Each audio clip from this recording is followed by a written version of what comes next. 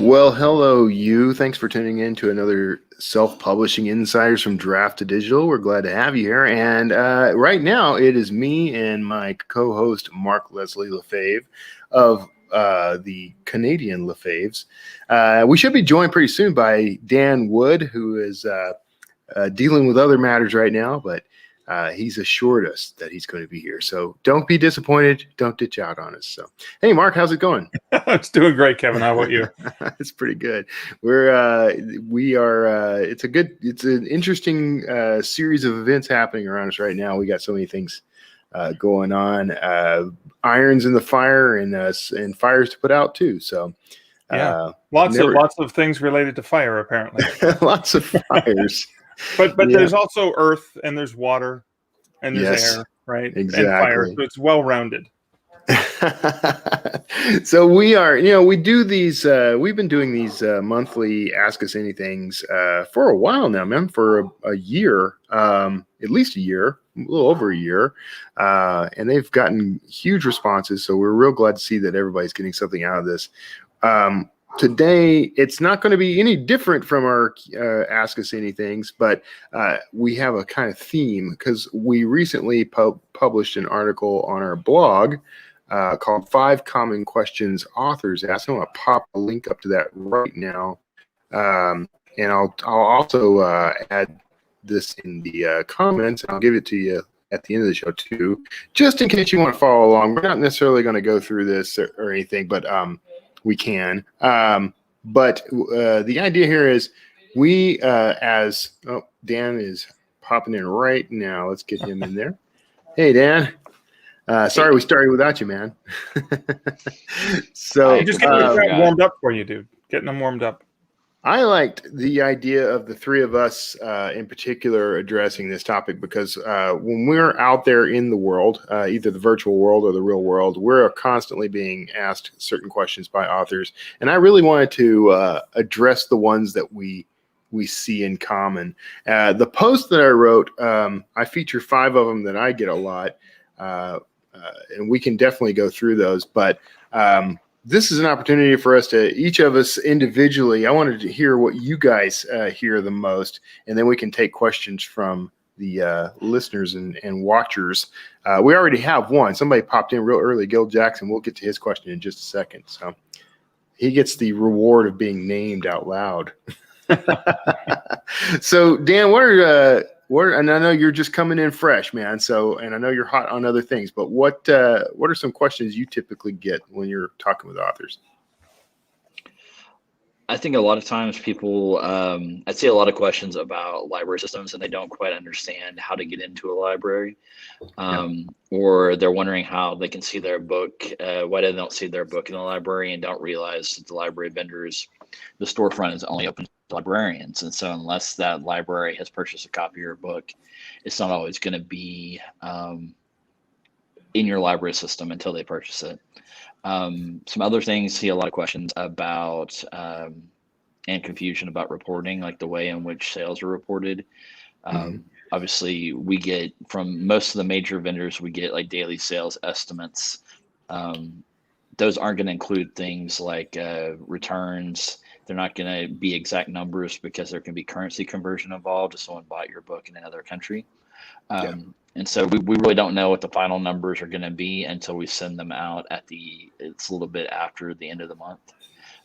So I see a lot of questions about that I think it's useful for people to take some time to, just ask questions for whoever you're working with. If you're direct with the vendor or you're using an aggregator like Draft to Digital, ask questions about how the reporting works because it's going to clear up a lot of confusion and hopefully save you some headaches down the road. I know on reporting, one of the expectations we sometimes get is that they want to know why. I just bought my book myself 5 seconds ago and I'm not seeing the sale. Where is it? And so those are not immediate results. We just don't get that kind of real-time result. But we do update as quickly as we get the data. So those are pretty accurate numbers day by day. So Mark, what are some? We're always asking them to, like the retailers we work with, we're always asking them to speed it up. there's many of them that started with us where they would only give us the monthly numbers that are now giving us daily estimates, which are great. Like if you're doing a promotion or something, getting that immediate feedback is necessary, or as quickly as you can. Unfortunately, none of them are real time, and so you do have to wait till the next day for the majority of those numbers that we can report on. That's why I usually tell authors you should pay more attention to trends than to specific data, because if you are using this data to sort of shape your marketing approach, your ad approach, or something like that, the trend is going to give you a lot better read. It's a better metric to use. So if you see that ad A is trending upward over time, that's going to be your best bet. And if you're seeing sales trending upward or downward on a particular platform, that will let you know where you need to put your attention. Rather than, I got 15 sales on this book today, that's never going to be that useful a metric. So, Mark, what about you, man? I know you do the conference circuit too, so I'm sure, and you also do a lot of the virtual stuff. So what are some of the common questions authors ask you while you're doing that? Yeah, I think I'm going to go back to the basics. One of the most common questions I get usually from people who are just starting out is, what rights am I giving up if I use you to publish? Whether it's going direct to a publisher, whether it's using Draft to Digital to publish to a platform, am I allowed to? Can I publish elsewhere? Even the question, so authors here is Amazon exclusivity versus everywhere else, and I've even seen the question recently of, do I have to take my book down from Amazon if I publish everywhere else? And right. So I like to say, no, it's inclusive. You own the rights. You're allowing the retailer the privilege of having your book. You're allowing Draft to Digital to distribute to whatever platforms you want to publish to through Draft to Digital. You own all the rights. You're the publisher. You're in charge. Yeah. And similarly, even on some of the great tools we have, I even just this morning in an author group was chatting with authors. And they were talking about international pricing because that's a really important factor. And we have long had the ability to manage territorial prices, but we also have this really sexy auto conversion and rounding to the nearest clean price. So, you put in your US $4.99, for example, and then, where I am here in Canada, it doesn't just go $6.73. It rounds it to a nice .99 or a .49 or 99 in pounds or euros, and an author was saying, well, but what if I want to offer a bit of a discount to my Canadian customers or Australian customers or whatever, and they forgot or didn't realize, yes, we do that for you. We make it clean. So even if you don't care about international prices, we try to help you, but you still control that, and you can override that automatic clean conversion. So what I like to remind authors is that when you choose to do this, if you do it properly, where you're still in control, rather than there are some service companies that take over and don't let you make price changes and stuff like that. You're in charge and you have full control. And I think that's a really important thing for authors to understand. Yeah, I agree. And the fact that we give authors so much control over all that is actually pretty rare in the industry too. So, I'm going to dive into a little bit of what I wrote in the post here, but like one of the questions I get a lot is how much does the publishing cost? So a lot of times people will ask me directly, like, how much do you guys charge? How much does Draft to Digital charge? And it's really funny when you tell them you don't charge anything because they do not believe you. Like you actually have to fight to get them to use the free service. I'm not entirely sure why that is, but my theory is that, we've been trained to be wary of things that are free. Because thinking there's a hidden cost we're not going to know about until it's too late. But no such hidden cost here. With us we only charge we take like a cut of the royalty, and it usually ends up being about 15% by the time it's all said and done. That's the only money we ever make. So that's I think that's pretty good. That's a low overhead kind of thing. Can we talk about this case? It's exactly 15%. The 15% number is the exact number. For easy math in your head, it generally works out to about 10% of the retail list price with all the major retailers, and then the retailers tend to keep about 30%. That's going to be a little bit different for our libraries are on a wholesale model. But by and large, we're just keeping 10%. So if you had a $10 book, we would keep $1, you would get 6, and the retailer would keep 3. Yeah. Yep. Yep. Yeah, I think the 15 confuses people because that's the actual math rather than the percentage of margin that's different from going direct. I think that's where people go, is it 10% or 15? So that's actually a really good. It's just that I used to say 10%, and then people got mad at me and said, well, it's really 15%. And then so you have to go through that whole discussion. And it's a difficult thing to understand. I think Dan explained it pretty well. But yes, so the point of that is there is a using us doesn't have what we would call overhead. So there's no direct cost to the author, and we try to keep it that way for pretty much everything we do. But there is that cut of royalty on the end. So that's a acceptable. I consider that like a convenience fee for getting me to. And that's really only. Yeah, that's really only for our distribution, which is where we make our money is off the distribution.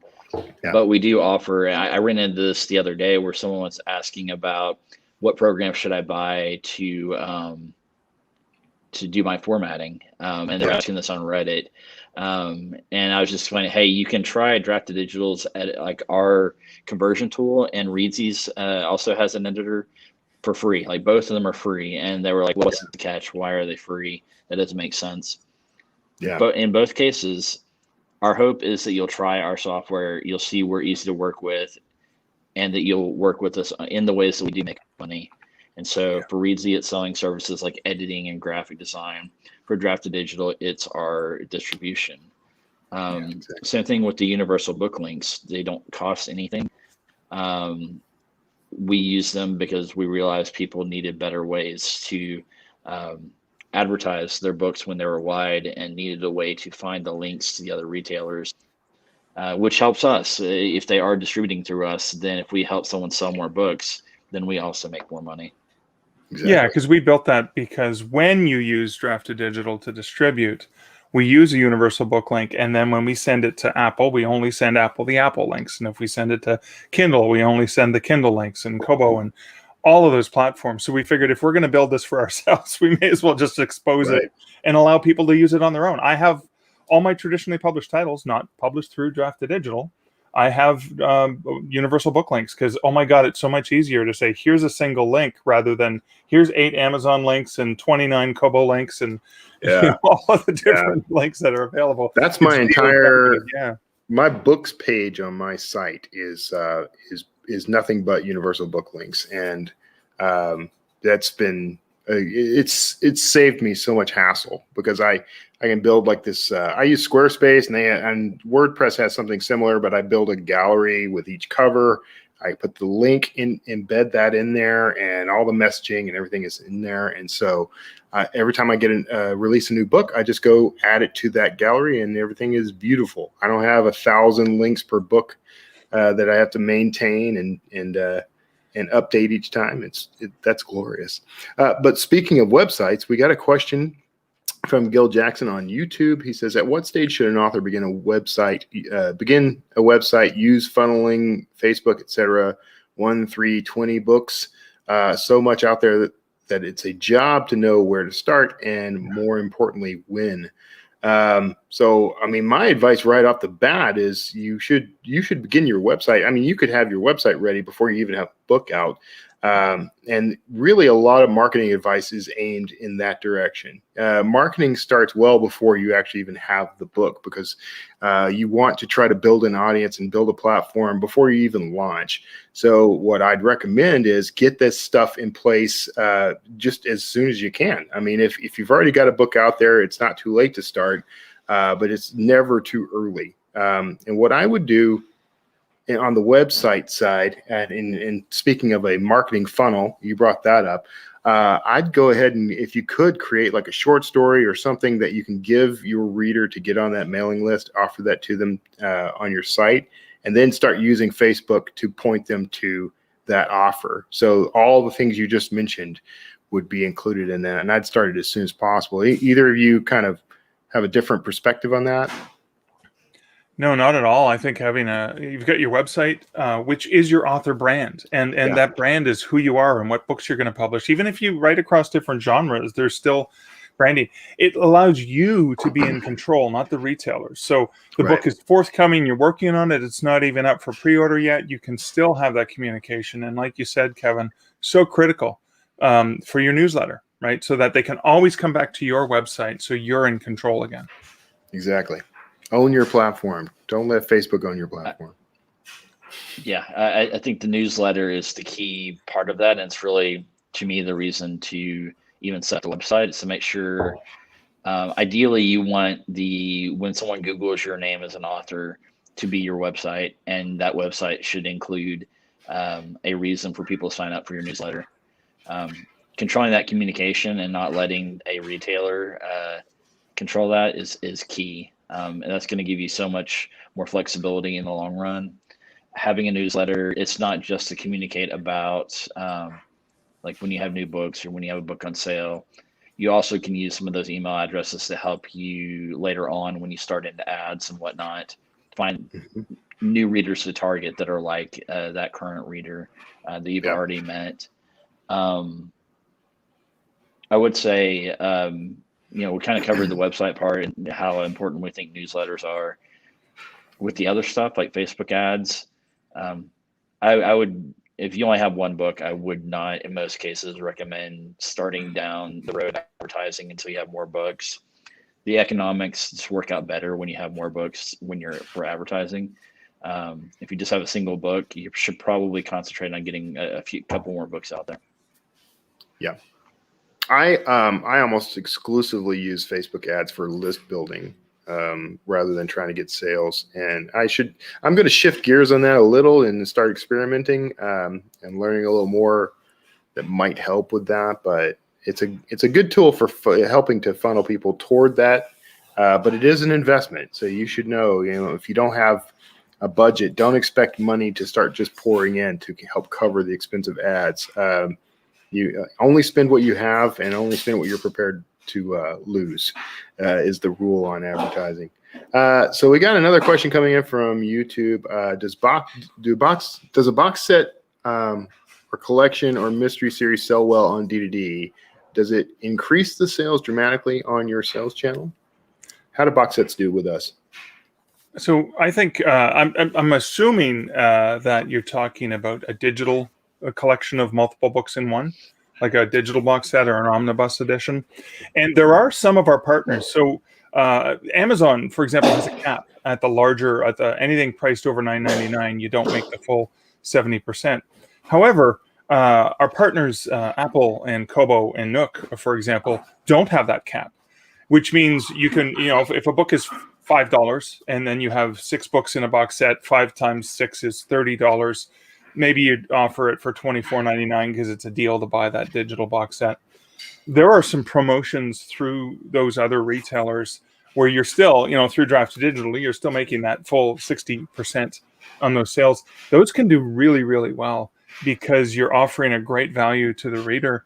And chances are, since indie authors tend to price low anyways, for the price of maybe 2 independently published or 2 traditionally published books, which would be about $30 or $25, you're getting a full box set, whether it's a mystery collection or whatever. The other benefit, I think, is it increases the number of titles in your catalog. So you have the books, independent books, all published separately as part of the series, and hopefully your metadata properly identifies the exact same series name and the volume number, which the retailers will use to help get that in front of the right people. But then having one or more box sets also allows choice for your customer. Mm-hmm. But then it also allows additional discoverability. It's just one more product out there with your name on it. Yeah. We have several partners like Barnes & Noble that have a specific page for promoting bundles. Apple frequently runs promotions that are only for bundles. So if you don't have a bundle, you're not going to be eligible for any of these different types of ways that could add to your discoverability. I would say with Kobo, you could see a dramatic sales change. With the others, it's kind of having the product out there, having more products out there is going to give you more discoverability. It's going to give you more options for, you frequently see BookBub take box sets because you have so much more range to work with on the price. And so you can do like a lower price on a box set and make it a really great deal for different people. We have noticed within our outliers at Kobo that for whatever reason, Canadian readers just love box sets. And so at least at Kobo, I would definitely have box sets up there because there's just a type of reader that prefers to buy things as a box set versus buying the individual books. That's good advice. I actually did not know that. So now I'm going to go put more box sets into Canada. You're welcome, Canada. So our own Alyssa has a question. You mentioned wholesale. Does DDD have any wholesale priced stores right now? Most of our library vendors are going to be on a wholesale model. We don't have any, we're not working with any retailers that are wholesale. All right. Yeah, that means we just go right to the retailer rather than through a third party, whereas the libraries are wholesaling. Our library partners are wholesaling to libraries. Right. And I should say the caveat there, that's for ebooks. With print is a wholesale model. So like, for instance, if you have a print book up with us, or if you're using someone else, you might see every once in a while Amazon will lower your price. They can do so because it's a wholesale model. They do pay you at whatever suggested retail price that you give them. So if they cut it from $15.99 to $9.99, they're paying you the whatever the agreement is off the list price you gave them. So print is different because wholesale is very common in print. I've gotten really cheap author copies that way. I found it for $3, which is less than the cost to print the book. And I was like, oh, I'm just going to order that from Amazon. Now, they did limit me to only being able to order one. But hey, with my free shipping, that was a great way to get an author copy for really inexpensive and make royalties on it. So. Yeah. We got a question from Facebook from Carrie Dotson, actually a friend of mine. He says, I'm curious, are you required to put out a certain amount of material in a set amount of time?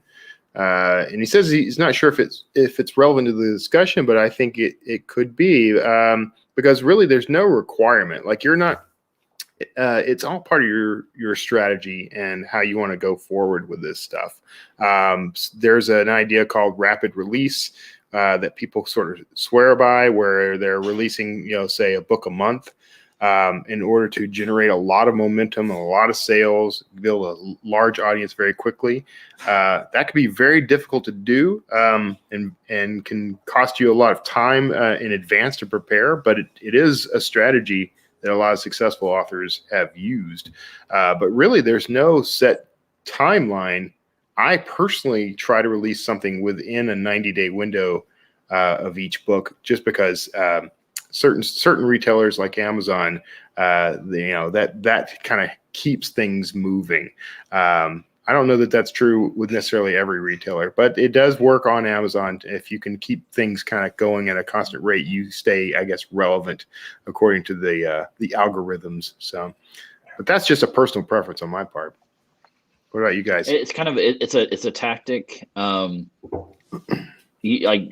at the end of the day, you want to make sure your books are being shown to potential buyers. As Kevin mentioned, there are algorithms that just favor new books. So there are authors I know who kind of publish very quickly to make sure people keep seeing their name and their brand. Because by having a new book, it's going to keep you kind of in front of people. If you have an old book that you're not doing anything with, you're not advertising with, then odds are people aren't seeing it very often. Then I know people who release a book a year or like a book every other year. That's going to be like traditional publishers, where because they're not putting out books that quickly, they're spending money on advertising, and so either one can work. I know authors that do both. They spend money on advertising and then they release every 90 days is a very common one because of algorithmic fall off. But I know people who release every month, and while there's some diminishing returns to how often you publish, the faster you release books, the more likely you are to find more readers. Yeah, and I think the key thing, which I mentioned earlier, is you're in control as the author, as the publisher. It's whatever you're comfortable with. Here are the tools. They're available for you to use at your leisure, at your convenience, at your pace, whatever works best for your author plan. Yeah. Yeah. Okay, so Michael Dillard has a question about distribution, I think. How can readers buy books from self-published authors in South Africa and Zambia? Is it Zambia or Zambia? Is it Zambia? I never know. You say Zambia, I say Zambia. No, so I know one of our partners, Kobo, does have a really strong presence in South Africa. I remember seeing stats that showed South Africa was very often within the top 5 to 10 countries where they get really strong sales. So they are available. I'm not sure if Amazon's even available in South Africa. I don't think they are. Yeah, there's plenty of countries they're not, and I'm pretty sure. Apple, I'm pretty sure, has presence in South Africa as well, because they've got a pretty good, decent global presence. Yeah. I think that makes a very good case for distributing wide, by the way, because Amazon is not in every country. So if you are tied in, I think the rules at Amazon are if they do not distribute to a country, then you are not violating their terms of service by using someone to get to that specific country. But I could be wrong about that. So don't go testing that saying Kevin said so. Read the rules. But to me, that always made the best case for not going exclusive to Amazon in the first place and going wide, because I want to be able to reach all those countries regardless. So that's maybe one of the better arguments. So good. Well, I knew Kobo distributed in South Africa, I think. So that's good to hear you verify that. And English and French too. English and French. Well, because it's a bilingual country, right? Yeah. So there are actual French sales there too, not just English sales. Yes. So that's also good. So I am not yet in the game of doing translations. I haven't figured out a really good, solid way to do that without it costing me an arm and a leg. Do you guys have any advice on that? There's a question from this author. Do you have $10,000 to $15,000 to invest up front in a translation? No, I'm serious. I do not. Okay, then maybe just don't go there yet. Mm-hmm. That seems to be the advice. The advice I give people is German is generally going to be the best language after English. That tends to surprise people. They tend to go Spanish or think it's going to be Spanish, but German has the best market, like language wise, outside of the English market for ebooks. So it tends to do pretty well. A lot of romance authors tend to make back their investment in the translation very quickly. So if you're a romance author, something to consider. Some of the other genres can do pretty well, but I know romance does very well in translation. Urban fantasy, we've seen some urban fantasy do very well in translation. Yeah. After German, probably French, and then it's kind of like French, Italian, somewhere in there. Spanish, it just isn't a unified market in the same way, since there is the concept of like Spanish from Spain and Mexican Spanish, and there's differences. And while there are some similarities, kind of like I think French Canadian, some big differences in the language, so that if you have a French book, it's not necessarily going to do well in both the France the country and then up in Quebec. Yeah, definitely a different. It's kind of like American English versus proper English. Yeah, very similar. Oh yes, we just call it American now. Says this Commonwealth country guy. It's just American now, or American. So I'm lifting this question from the post, actually. With all the different marketing options, how do I learn them all?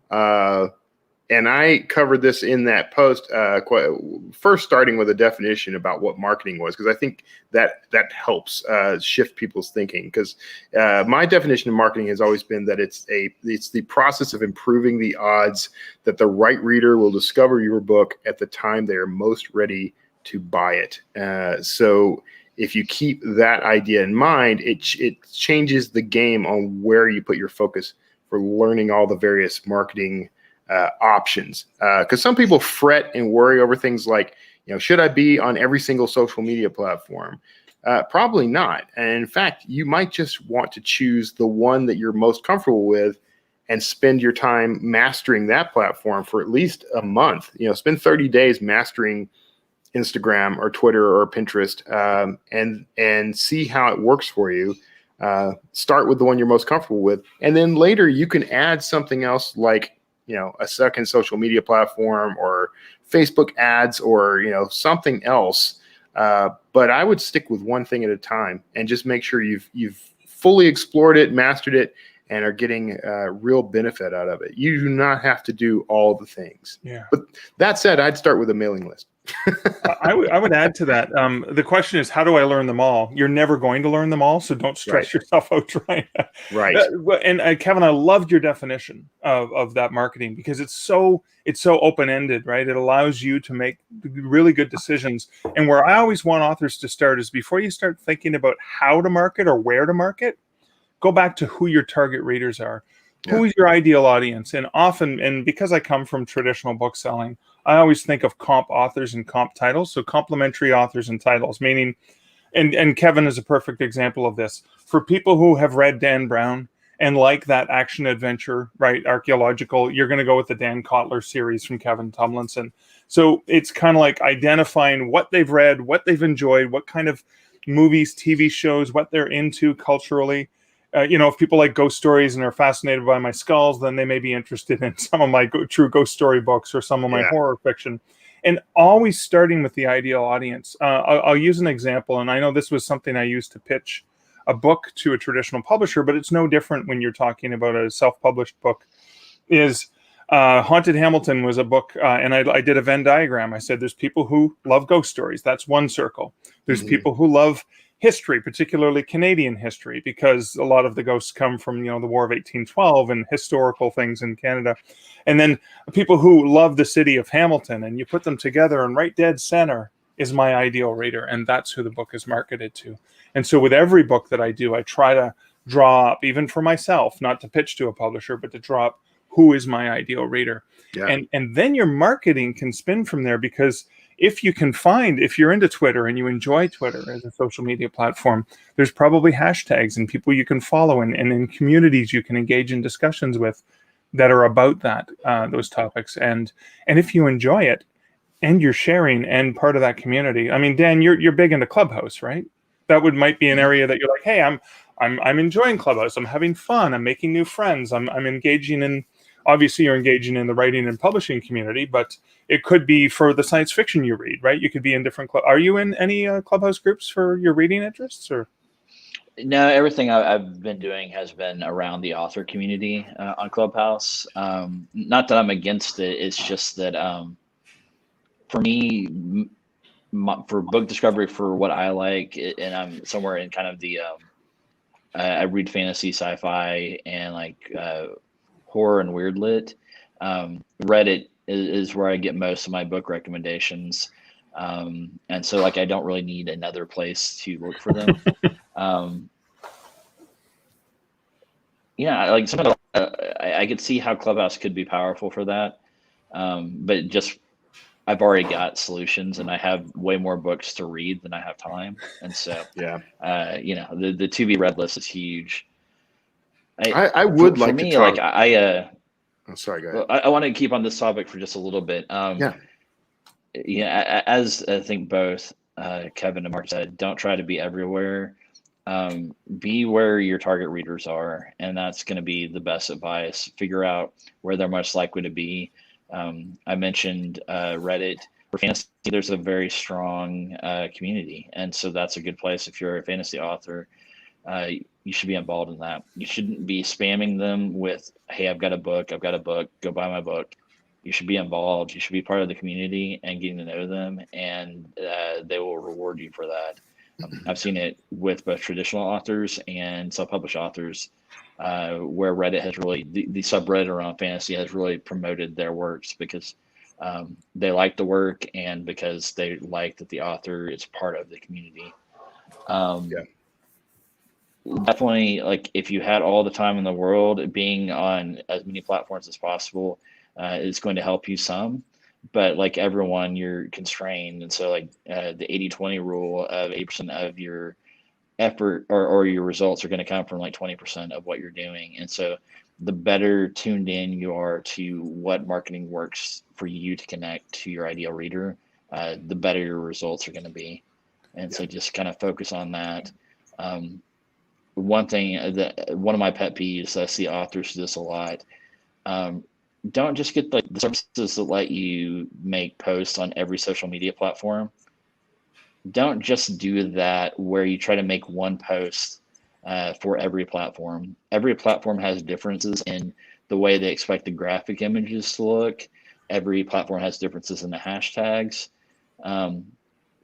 If you're not going to individualize to a platform, don't bother being on it. Like Yeah. I said, don't bother being on it. Like you might want to go out, like if you suspect that maybe someday you're going to be on Instagram or Pinterest, you might go out and grab your author name as your user profile. But don't just post there if you're not going to take it seriously and not going to try to understand the community that's there. Just post to places where you understand the community and you're actually going to participate.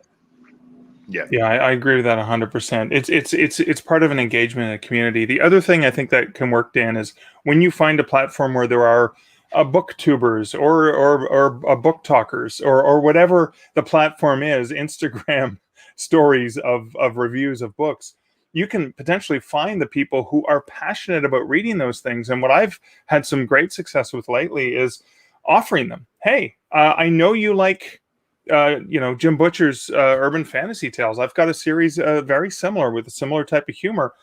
Can I send you? Can I sign and send you? And I do prefer mailing them a print copy of the book, because in those platforms, it's rather than holding up a device, they can actually hold up the book, because some of the visual media, it's a lot more effective.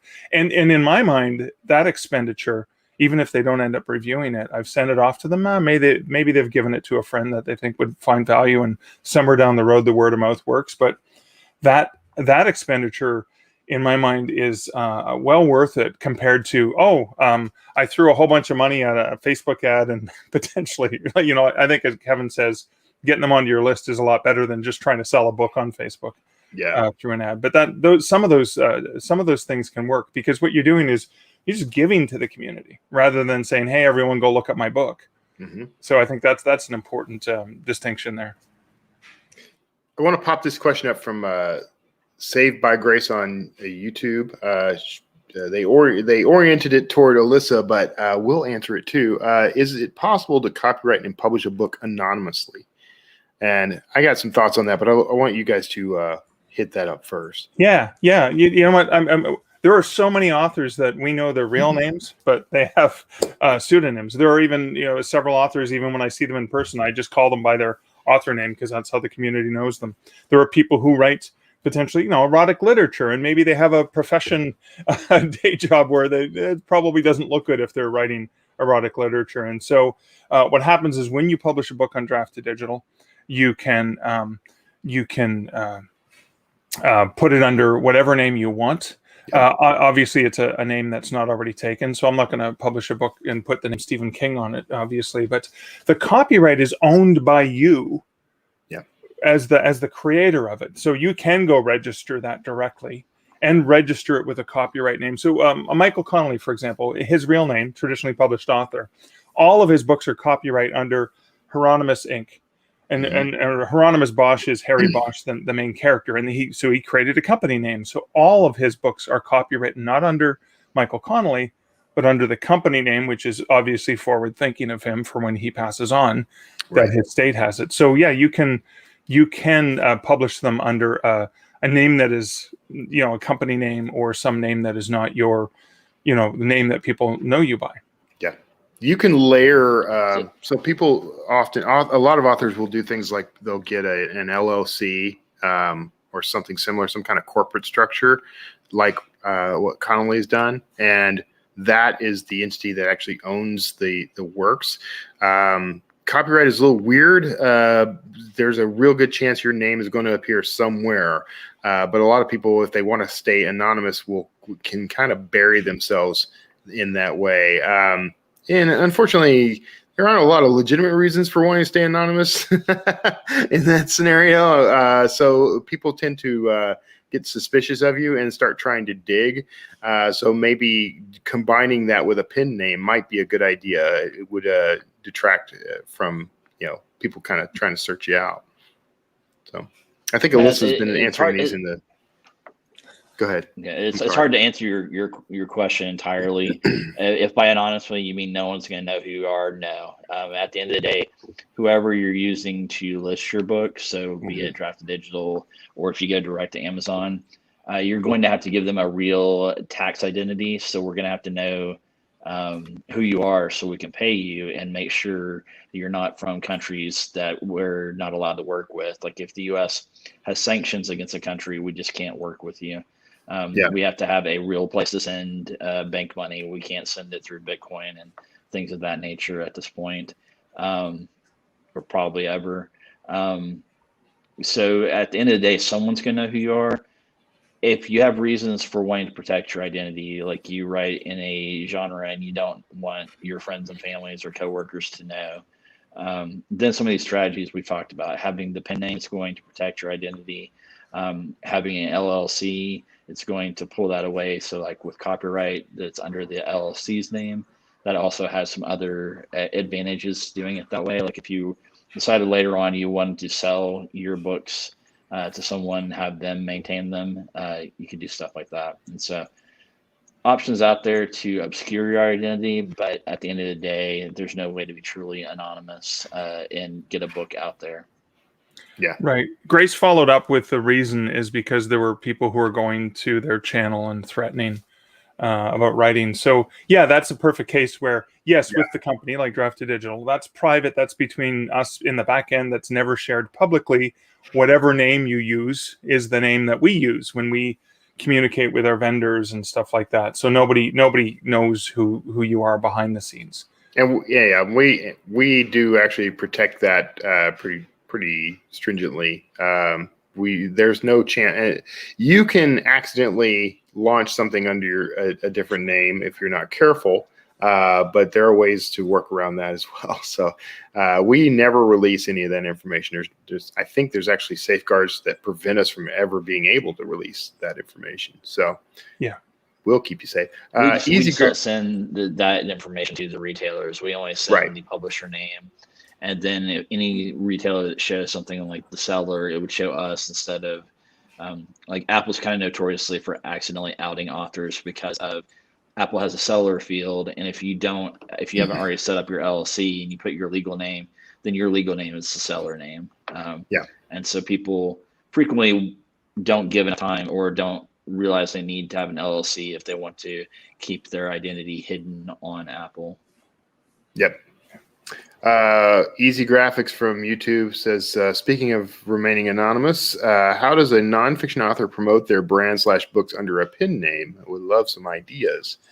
I have one for you, Easy Graphics, and you already know this because I know your real name, but I'm not going to share it. But Easy Graphics is the brand, right? And you obviously have already established that brand. So with your nonfiction author brand, let's say Easy Graphics is the author name or the company name. You build that brand with trust as an expert in an area, for example. And I think that's really important. So when you're thinking about the website's going to be under that author name, or this is the author who is an expert in this area and is going to share that information. I write under Mark Leslie. All my fiction has been under Mark Leslie. All my nonfiction has been under Mark Leslie. And the reason I did that is because nobody could ever spell or pronounce Lefebvre. The only reason I made that exception was because I spent the last 25 plus years working in the book industry, building a name for myself as Mark Lefebvre. And so people in the book industry knew me as Mark Lefebvre. So I do have books under that nonfiction Mark Leslie Lefebvre brand. Yeah. Only because I had almost no choice. I'd already built a brand with that name. But had I been thinking, I should have used a pseudonym. Should have been like Mark Smith or something a lot easier to spell. I have pen names, and I kind of rotate through them with certain things. I have yet to reveal any of them to anyone. So if anyone out there can identify me amongst my pen names, I will give you $1. I'm confessing to nothing on air, by the way. Are you Chuck Tingle? I am not Chuck Tingle, unfortunately. I don't have Chuck Tingle money. But but good guess. Okay, so that is going to have to wrap. Are you really Daniel Steele? I'm not confessing anything, sir.